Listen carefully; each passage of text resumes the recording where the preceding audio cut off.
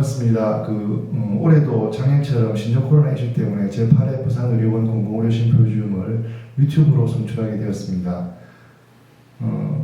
참석해주신 병원 관계자분들과 그리고 유튜브를 지켜봐주시는 여러분들께 감사드립니다. 올해는 과제가 3개가 있습니다. 정형외과에서 2개, 그리고 공공의료 사학과에서 1개인데, 정형외과는 대퇴골 수술과 골다공증에 관한 연구이고, 공공의료 사학과는 퇴원 환자 연계 사업에 관한 내용입니다. 그동안 연구 진행에 수고해 주신 연구 책임자 여러분들께 감사드리고, 또 연구 진행 사항에 대해서 잘 지켜봐 주시고 많은 격려를 부탁드리겠습니다. 그리고 내년에는 이 공공의료 심포지움이 대면으로 개최되기를 기원하겠습니다. 감사합니다.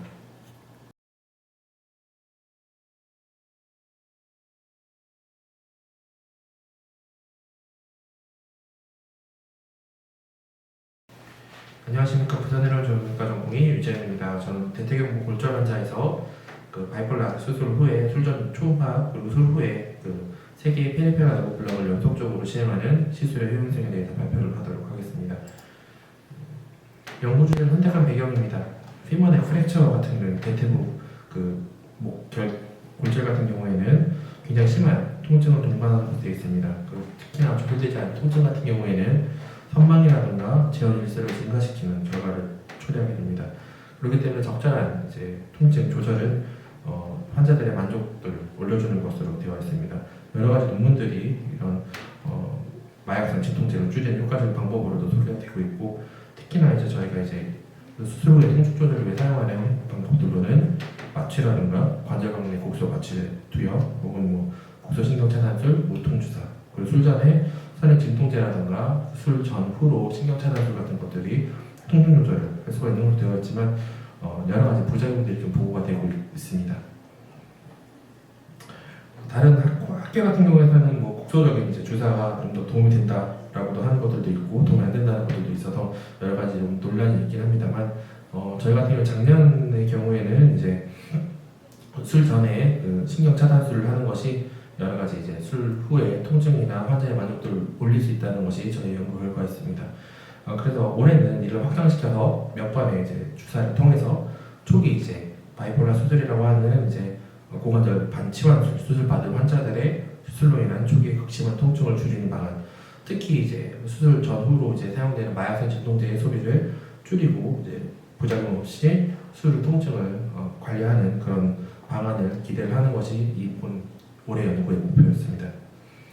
방법입니다. 2016년도 9월부터 2018년도 2월까지 부산의료원에서 대퇴 골절을 진단받은 환자 중에 고관절 반치환술을 받은 87명의 환자의 의무 기록지를 리뷰를 했고, 여러 가지 기준들에 의해서 적합하지 않은 4명은 제외가 됐습니다.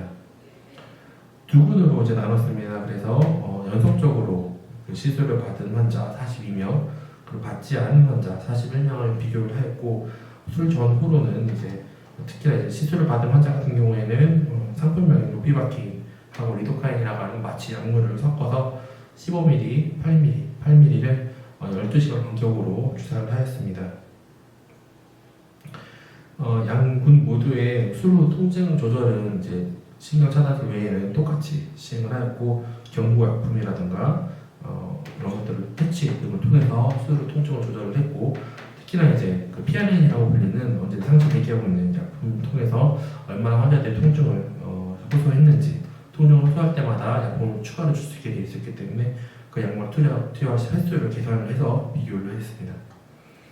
술 후 6시간, 12시간, 24시간, 48시간의 바스스코어 통증 지수를 양군을 비교를 했고, 72시간 내에 사용한 무통주사의 총량을 비교를 했습니다. 그리고 신경차단술로 인한 보행 장애가 있었는지, 다른 합병증이 있었는지, 아니면 술 후 합병증이 있었는지, 그리고 재원 일수를 비교를 하였습니다. 술 후 통증 지수인 바스스코어를 보았을 때 술 후 6시간, 12시간, 24시간, 48시간에서 시술을 받은 분과 안 받은 분의 차이를 비교를 해봤을 때 저희 신경차단술을 연속적으로 받은 환자분에 비해서 군에서 안 받은 군에 비해 굉장히 통증 지수가 낮았던 것으로 되어 있고 이는 통계학적 유의적 차이를 보였습니다. 그렇기 때문에 술 초기 48시간까지는 통증 조절에 유의한 결과가 있음을 확인을 하였습니다. 통증 무통 사용량을 보았을 때 신경 차단술을 한 환자에서 아는 환자보다 무통 주사의 사용량이 통계학적으로 유의하게 낮은 결과를 관찰할 수가 있었습니다. 그 외에 컴플리케이션이라고 불리는 합병증 같은 경우 욕창이라든가 폐렴 이런 것들은 두 분 간의 통계학적으로 유의한 차이는 보이지 않았고 다른 이제 신경차단술로 인한 합병증이나 재현 일수는 두 분 간의 통계학적으로 유의한 차이는 관찰되지 않았습니다. 결론입니다. 결론은 이제 기존에 이제 술 후에 통증 조절 같은 경우는 마약성 진통제를 메인으로 해서 이렇게 이루어졌었는데 본 연구 결과에서는 여러 가지 합병증 없이 간단한 인젝션만으로도 술 후 초기 48시간 가장 극심한 통증으로서 하는 이틀까지 환자분들의 통증 조절에 굉장히 효과가 있음을 확인할 수가 있었습니다. 그래서 여러 가지 무통, 마약성 진통제 사용량을 줄이고 이로 인해서 환자들의 술 제한 운동, 특히나 마약성 진통을 줄이기 때문에 여러 가지 마약성 진통제로 인한 선망이라든가 여러 가지 이제 구토 이런 거에 있어서 굉장히 줄일 수 있어서 환자들에게 좋은 결과를 줄 수 있음을 확인을 하였습니다. 감사합니다.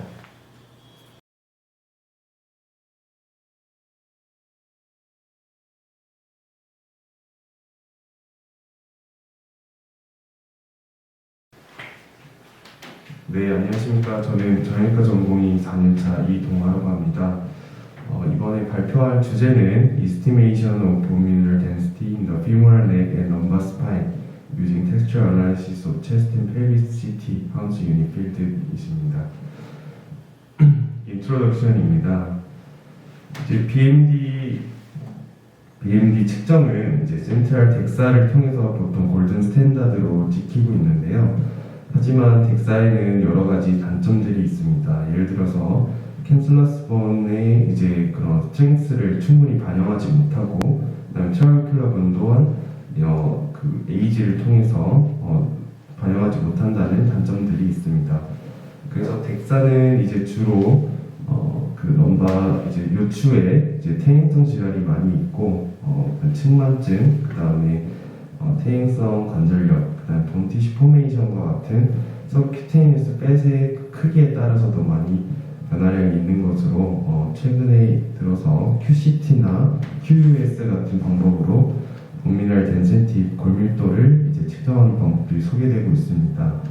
하지만 QCT 같은 경우는 오로지 그 척추에만 적용할 수 있는 단점이 있고, 또한 그 하이 코스트, 그다음에 이제 방사선 이런 해저드가 많이 있는 그런 단점들이 대두되고 있고, QS 같은 이런 초음파 같은 경우는 이제 그 초음파의 이런 원리 원칙에 따라서 해상도도 차이가 많이 나고, 그다음에 다양한 질환에 다 적용하지 못한다는 그런 단점들이 있습니다.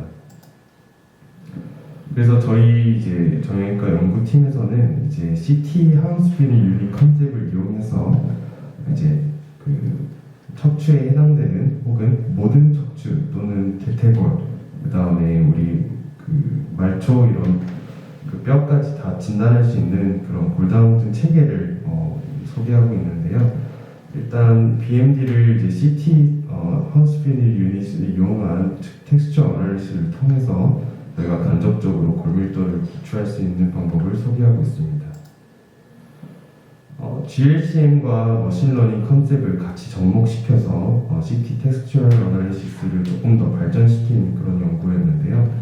일단은 이 스토리지 파워와 컴퓨팅 파워는 최근에 많이 소개되고 있고, 머신러닝 통해서 저희가 이제 데이터 값들을 모두 주입했을 때 이것들이 알아서 경향성을 파악하고 조금 더 나은 이제 코릴레이션을 볼 수 있도록 패러다임 시프트를 제안하는 그런 많은 분야에서 소개가 되고 있습니다.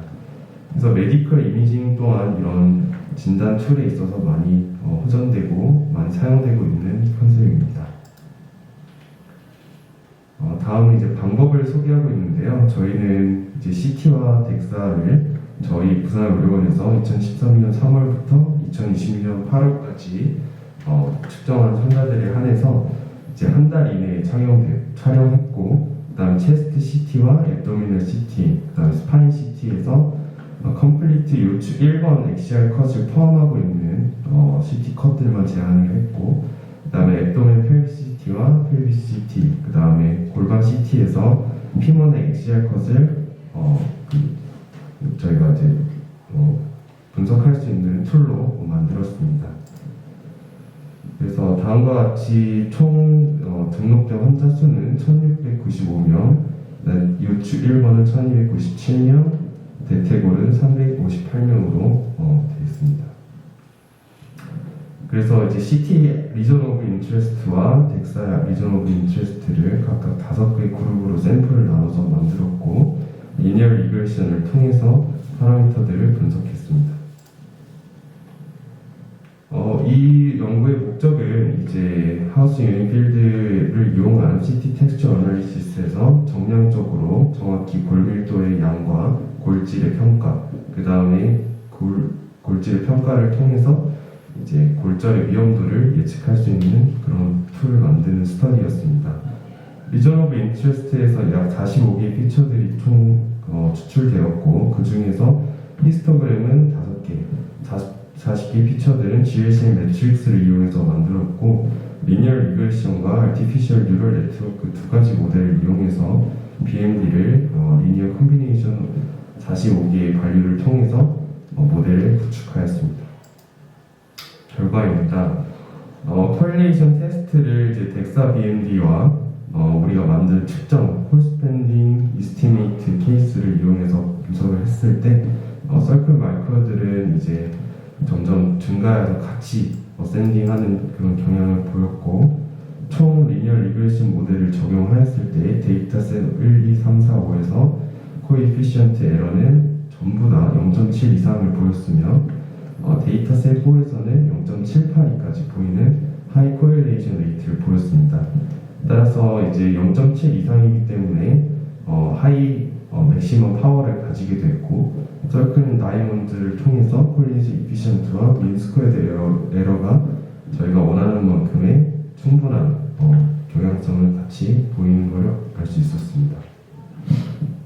다음은 이제 이스티메이션 비어스와 에러에 대한 내용인데요. 에브리 히스토그램 자체가 이제 케이스와 덱사 BMD 레퍼런스를 다 대변하고 있는데, 이 중에 7개의 빈과 HBN 와이디스는 1개씩 보였고, 민 에러와 스탠다드 데비에이션은 빈 샘플에서 다음과 같이 나타나 있습니다. 리니얼 리그레션과 AN은 다음과 같이 0.7 이상을 보였고, AN을 통해서 했을 때 최고 맥시멈 0.891을 얻는 효과를 얻었습니다.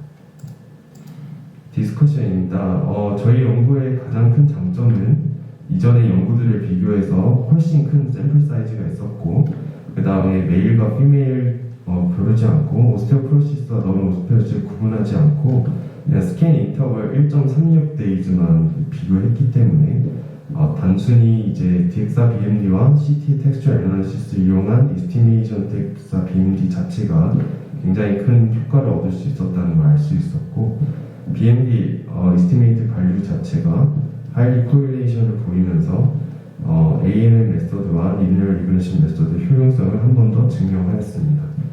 또한 이제 머신러닝 그래프팅을 이용해서 컴퓨팅 파워를 충분히 이용하였고, 이 테크닉은 메디컬 이미징의 다이그노스틱 툴로 추가로 세울 수 있다는 그런 연구 결과가 되겠습니다.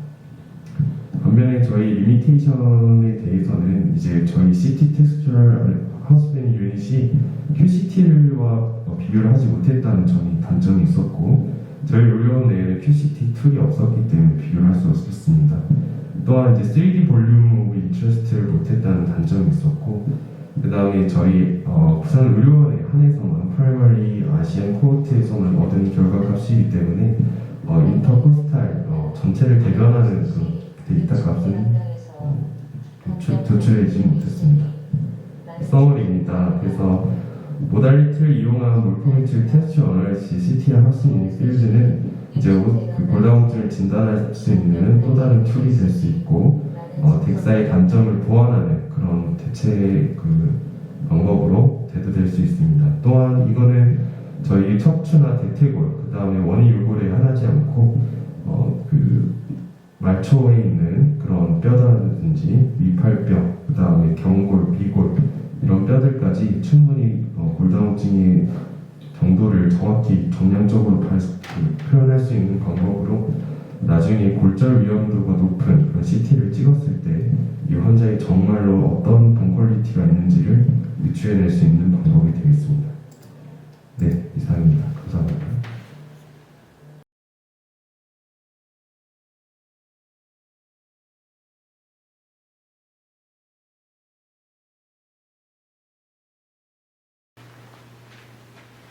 안녕하십니까. 부산의료원 공공의료사업과 성화신입니다.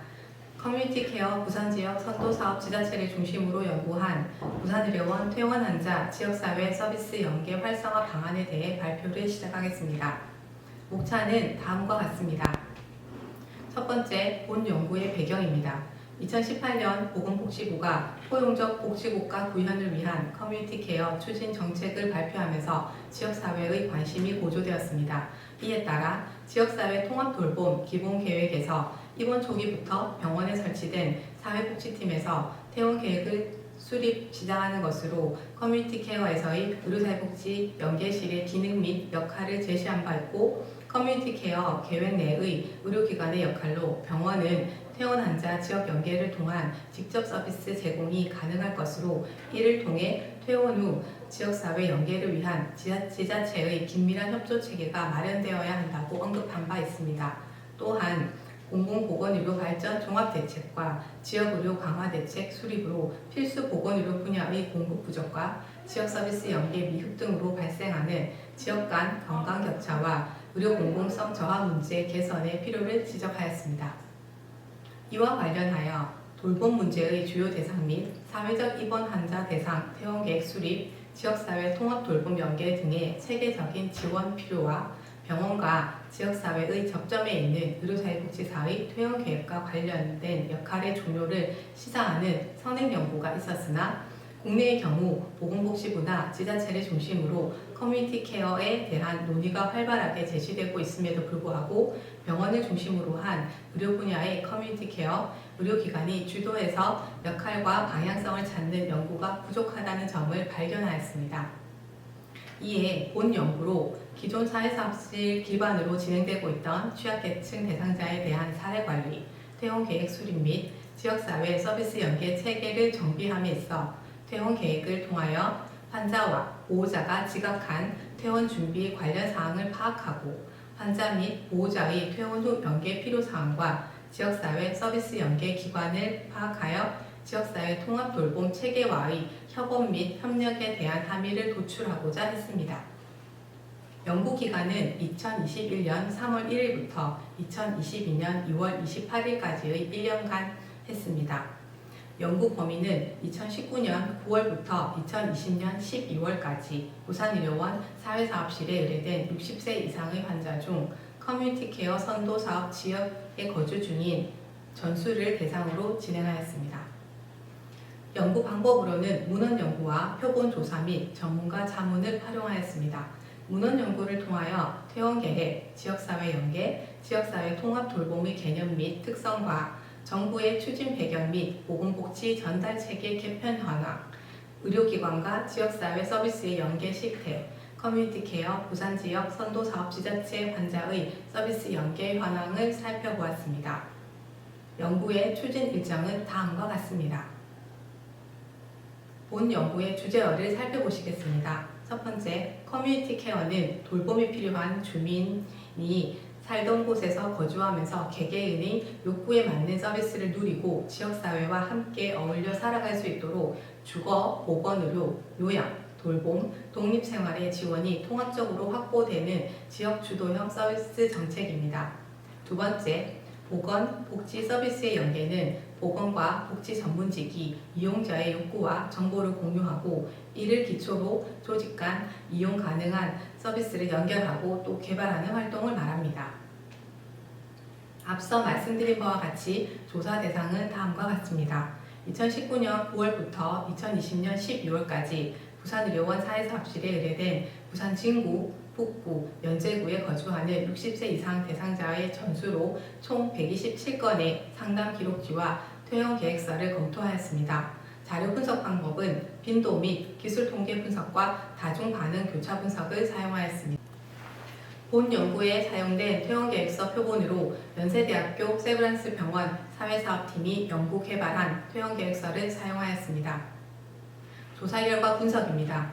조사 대상자의 인구 사회학적 특성으로 성별, 연령, 직업, 의료보장, 가족 구성, 진료비 부담자를 알아보았으며 그 결과는 표와 같습니다. 65세 이상부터 75세 미만이 53명으로 전체의 41.7%였고 의료보장으로는 의료급여 1, 2종이 67.7%를 차지하였습니다. 가족 구성은 1인 가구가 91명인 71.7%로 가장 많았으며 진료비 부담자는 외부 지원 연계가 58.2로 가장 높은 비율을 차지했습니다. 조사 대상자의 퇴원 계획 관련 특성으로 퇴원 계획의 주 의사결정자, 돌봄 제공자, 환자의 지지체계, 주거 환경 개선의 필요 정도를 확인하기 위해 빈도 분석을 실시한 결과입니다. 퇴원 계획에 있어 주 의사결정자는 본인이 64.6%, 환자 외인 경우가 35.4%였고 돌봄 제공자는 돌봄 제공자 없음이 61.4%로 가장 많았고 가족이 29.1%, 가족 외가 9.4%로 나타났습니다. 환자의 지지체계 역할은 가족이 52.8%로 가장 많았으며 지지체계 없음과 가족 외 순으로 응답하였습니다. 퇴원 준비 관련 사항으로는 퇴원 준비에 따른 문제점으로 퇴원 후 치료적 관리, 돌봄 제공자 부재 순으로 나타나 퇴원을 준비하는 과정에서 질병의 관리에 대한 욕구가 높은 것을 알 수 있었습니다. 이 외에도 식생활 관리, 경제적 어려움, 이동의 어려움, 주거 및 고립감, 가족 불화 등의 다양한 심리사회적 요인의 복합적 문제를 가지고 있는 것으로 확인할 수 있었으며 퇴원 후 거주지로는 본인의 집이 63%로 높은 순위를 차지하였고 요양병원이 26%의 응답률을 보였습니다. 퇴원 후 지역사회 서비스 연계 필요사항은 연계 필요하지 않음의 20.7%를 제외하면 신체 건강 및 보건의료, 보호 및 돌봄, 요양순으로 나타났고 이 외에도 일상생활 지원, 사회보장제도, 정신건강 및 주거 등 다양한 심리사회적 요인이 문제를 가진 것으로 확인되었습니다. 의료보장에 따른 퇴원 후 연계 필요사항에서 의료급여 및 차상위 계층 대상자는 신체건강 및 보건의료에 가장 높은 응답을 보였고 건강보험 대상자는 사회보장제도 정보 제공 및 신청 연계에 대한 욕구가 가장 높은 것으로 확인되어 이들에 대한 퇴원 전 의료사회복지 상담 및 퇴원 계획 수립, 사회보장제도 정보 제공이 필요함을 알 수 있었습니다. 퇴원 후 연계기관은 연계 필요하지 않음을 제외하면 읍면동 사무소, 건강보험공단, 사회복지관의 순으로 나타났으며 지자체 및 보건소를 포함한 공공기관과 사회복지관 등을 대표하는 민간기관으로 재법조화하면 공공기관 연계는 44%로 민간기관의 10%보다 더 높은 것으로 나타나 통합돌봄의 목적에 맞게 명확하고 간결한 서비스 신청, 주민 밀착형 서비스 제공으로 이어지는 민관의 적극적 협력과 소통이 필요함을 시사하였습니다. 본 연구는 환자와 보호자가 지각한 퇴원 준비 관련 사항을 확인하고 퇴원 후 연계 필요사항과 지역사회 서비스 연계 기관을 파악하여 지역사회 통합돌봄 체계와의 협업 및 협력에 대한 함의를 도출하고자 하는 데 목적이 있습니다. 연구 결과를 간략히 말씀드리겠습니다. 첫 번째, 퇴원 준비에 따른 문제점으로 치료적 관리에 대한 부분이 가장 높은 순위를 차지하였고 이 외에도 식생활 관리, 경제적 어려움, 주거 환경, 고립감 및 외로움, 질병과 관련된 막연한 불안과 두려움, 가족 간의 불화 등 다양한 심리사회적 요인이 확인되었습니다. 두 번째, 지역사회 서비스 연계 필요사항으로는 건강보험 대상자는 사회보장 정보 제공 및 신청의 욕구가 가장 높았습니다. 이는 의료보장과 관계없이 사회보장 정보 욕구가 골고루 나타나는 것으로 확인되었습니다. 퇴원 전 의료기관 내 의료사회복지 상담을 통한 퇴원계획 수립과 지역사회 서비스 연계로 퇴원 후 지역사회에서 안정적으로 생활할 수 있는 제도적 여건이 조성되어야 함을 알 수 있었습니다. 세 번째, 병원에서 지역사회로 복귀 시 서비스 연계기관으로 공공기관이 절대적 우위를 차지하여 명확하고 간결한 서비스 신청 시스템과 맞춤형 서비스의 연계, 주민 밀착형의 서비스 제공으로 이어지기까지 민관의 적극적인 협력과 소통이 필요함을 확인하였습니다. 이상의 결과를 바탕으로 퇴원 환자 지역사회 서비스 연계 활성화 방안을 제시하면 다음과 같습니다. 첫째, 민관 협력 돌봄 네트워크 구축 및 활성화가 전제되어야 합니다. 의료기관에서 퇴원 및 지역사회로의 복귀를 준비함에 있어 신체 건강 및 보건의료 영역과 보호 및 돌봄, 요양 서비스는 매우 중요하나 연계기관으로 민간기관에 비해 지자체, 보건소, 건강보험공단 등 공공기관이 절대적 우위를 차지하고 있습니다. 이는 민간협력 돌봄 네트워크 구축은 커뮤니티 케어 시범사업의 성공적인 추진과 지역사회 내에서의 안정적인 정착을 위해 매우 중요한 의미를 가지는 것으로 민간기관의 자원 발굴 및 공유와 연결이 필요합니다. 둘째, 커뮤니티 케어 사업은 취약계층 대상자뿐 아니라 전 국민에 해당하는 사업으로 누구나 사회보장 정보 제공 신청과 서비스 이용에 대한 어려움 없이 보건의료, 복지, 주거 등의 다양한 서비스를 지역 내에서 해소하기 위해 돌봄 창구의 설치 및 전담 인력의 배치가 필요합니다. 또한 퇴원 후 사회복귀와 재입원 방지 등을 위해 지역사회와 연계 및 통합을 도모하는 데 의료기관 내 사회복지와 의료적인 지식을 갖춘 맞춤형 전담 인력의 역할이 중요한 부분을 차지할 것으로 보입니다. 셋째, 지역사회 서비스 연계를 위한 제도적 여건이 조성되어야 합니다. 지역사회 자원 연계의 용이성을 위해 정부 차원의 재정 지원과 돌봄, 요양 서비스 인력을 위한 법적 근거 마련 및 보험 수가 적용 확대 등 제도적 확립이 필요하며 지방자치 분권 및 복지분권이 강조되는 요즘 부산형 지역사회 통합 돌봄 체계 구축의 활성화를 위한 지방정부의 노력이 절대적으로 중요합니다. 넷째, 의료기관 내 실제적인 취약계층 건강 안전망을 위해 일하는 현업부서들의 촘촘한 연결과 소통이 필요합니다.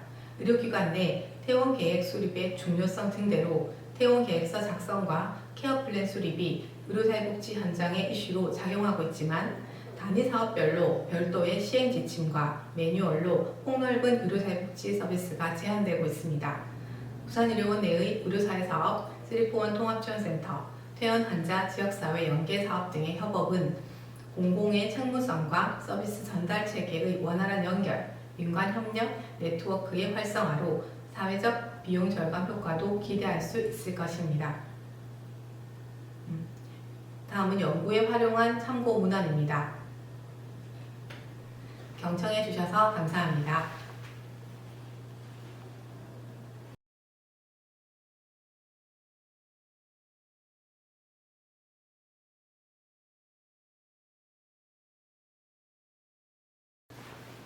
네, 심포지움을 마무리할 시간이 된 것 같습니다. 그 연구과제 발표를 잘해주신 책임자분들께 감사드리고 또 끝까지 지켜봐 주신 여러분들께 또 감사의 말씀을 전달해 드립니다. 혹시 의문사항이나 질의사항이 있으시면은 그 유튜브에 그 댓글로 달아주시면 저희가 그 연구 책임자분들께 전달해 드리도록 하겠습니다. 내년에는 부산의료원 공공의료 연구소 심포지움 제9회 심포지움이 대면으로 개최되기를 기대하면서 이상 마무리하도록 하겠습니다. 감사합니다.